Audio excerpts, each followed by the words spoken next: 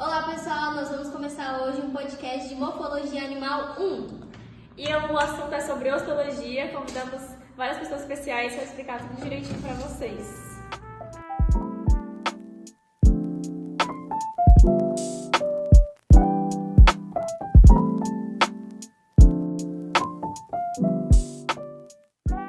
Oi gente, eu sou a Aline Yamamoto. Eu sou Cauã Elias e eu sou Arthur Serra. Osteologia é um ramo da anatomia que estuda sobre os ossos, que são essenciais para o nosso corpo, porque eles protegem os órgãos, dão sustento para a gente e também até mesmo produzem células sanguíneas. E os tipos de ossos? Tem variedades? Exatamente. Nós temos os ossos longos, os curtos, os planos e os irregulares. Mas além disso, também é importante lembrar que nós temos as partes do osso, como o tecido ósseo compacto, o tecido ósseo esponjoso e também a medula óssea. Uma curiosidade, os ossos estão sempre em renovação, ou seja, eles se modificam ao longo da vida toda. Agora nós vamos para o terceiro convidado que vai falar duas estruturas da coluna vertebral. Isso, muito importante antes da gente falar das estruturas em si, são as nossas características delas. Por exemplo, que elas são ímpares, ou seja, não são divididas em direita e esquerda, elas seguem em sequência, elas são uma sequência da outra, e que elas são divididas em cervicais, torácicas, lombares, sacrais e caudais.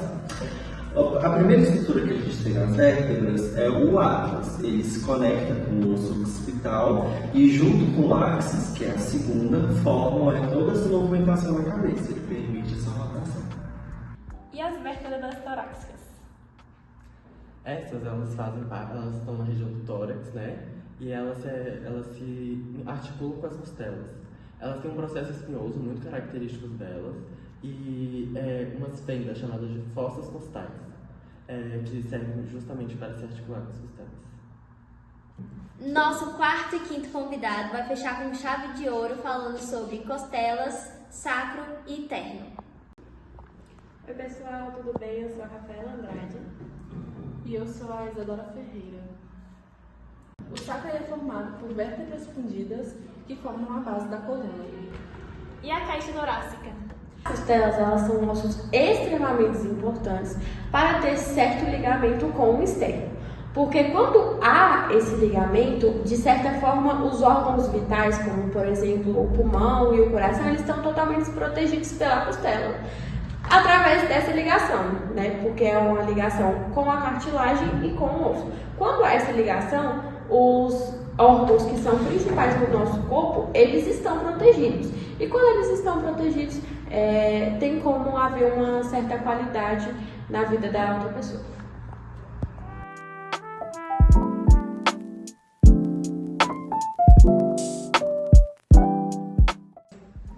E antes de fazer o nosso encerramento, nós vamos fazer uma dinâmica com os nossos convidados, que os inscritos mandaram perguntas e nós vamos fazer para eles. Uma das perguntas é o que é o externo e qual a função dele? O externo, ele é um osso ímpar e alongado, que ele se liga à cartilagem costal das costelas externais e ele ajuda na formação da caixa torácica. E agora a segunda pergunta é: quantas vértebras compõem o externo em geral? Cada animal possui uma quantidade diferente de esternebras, mas no geral são 7 esternebras que compõem o externo. Nossa terceira pergunta é: como se chamam os esqueletos ósseos que formam o externo? São chamados de esternebras. Nossa quarta pergunta que mandaram pra gente é: como o externo se organiza anatomicamente ao longo do corpo? O externo, ele é dividido em 3 partes principais: o manúbrio do externo, o corpo do externo e também o processo tifoide. Nossa quinta pergunta: o que é manubrio do externo e qual a sua função? É a primeira esternebra e também a parte mais cranial do externo. Ela também se articula com a primeira cartilagem costal e ajuda a formar a entrada torácica. A sexta pergunta que mandaram pra gente é: o que é o corpo do externo e quais estruturas o compõem? É a porção média do externo, composta por 5 esternebras medianas e fundidas, que se articulam com as cartilagens costais e com as costelas. Então agora a gente vai para a próxima pergunta. O que é processo tifoide e onde ele se localiza? Então, é a última esternebra, localizada na extremidade caudal do externo. Pode apresentar uma cartilagem chifoide e serve de inserção muscular. Agora nós vamos para a nossa outra pergunta. Todas as esternebras são ossificadas nos animais adultos? Então, nem sempre. No processo chifoide, como por exemplo, pode ser um caso, nem sempre esse processo cartilaginoso ele permanece em animais adultos, em específico pela idade e etc. Agora nós vamos para a nossa penúltima pergunta. Qual é a importância funcional das esternebras? Então, elas permitem as articulações com as cartilagens costais, mantendo a estrutura torácica firme. É mais flexível e participam também da mecânica respiratória. Então agora nós vamos para a nossa última pergunta. O externo se articula diretamente com as costelas? Então, não diretamente com as costelas, mas sim com as cartilagens costais, que por sua vez elas são ligadas com as esternebras.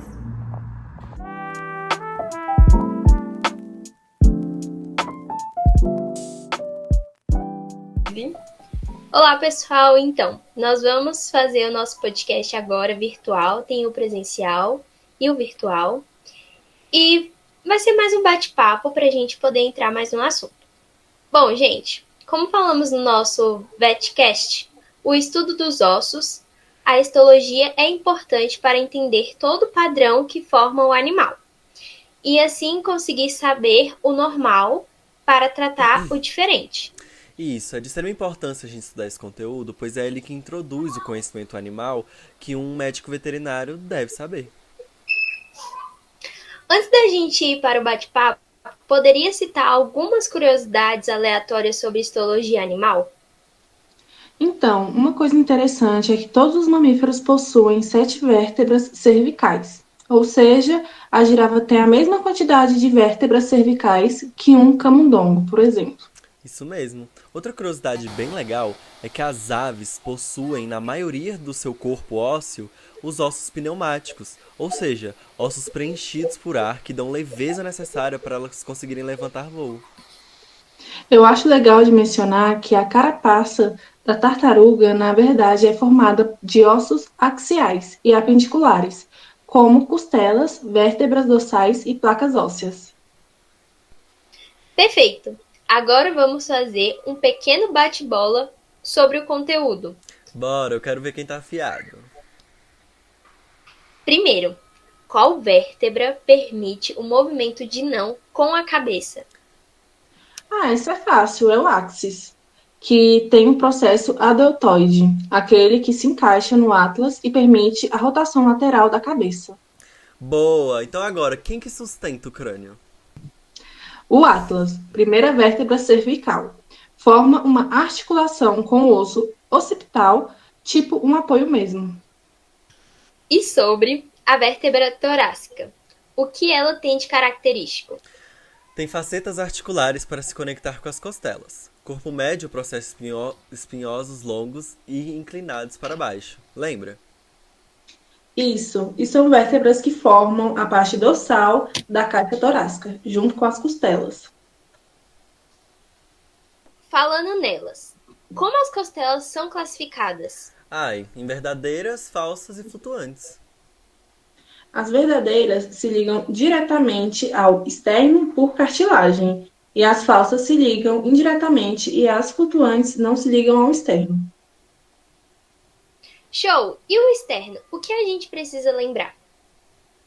Que ele é um osso plano localizado na parte ventral do tórax e é dividido em um manúbrio, corpo e processo chifoide. Agora é minha vez. O que é o sacro e por que ele é importante? É a fusão de vértebras sacrais, que se articulam com os ossos do quadril, formando a pélvia. Ele ajuda a suportar o peso do corpo e é essencial na locomoção.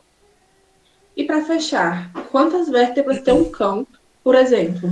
Cada animal possui uma quantidade de vértebras diferentes, mas em média são 7 cervicais, 13 torácicas, 7 lombares, 3 sacrais fundidas e o restante coxígenas que varia de acordo com a cauda. Adorei! Acho que esse bate-papo ajudou bastante a revisar o conteúdo. A histologia é a base para entender que não só a estrutura, mas também como o animal se movimenta e se comporta e até onde pode doer. Concordo. Conhecer o normal é essencial para identificar qualquer alteração no corpo do animal. E ainda rende boas curiosidades, né? A anatomia animal é surpreendente. E esse foi mais um episódio. Aguardo vocês no próximo episódio.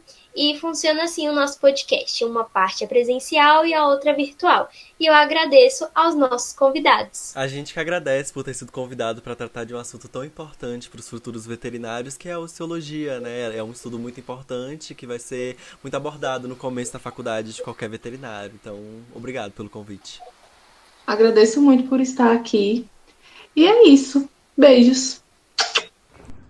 E assim, nós encerramos o nosso podcast e agradecemos aos nossos convidados. Espero que seja útil e interessante para vocês. Obrigado por nos assistirem e até o próximo episódio.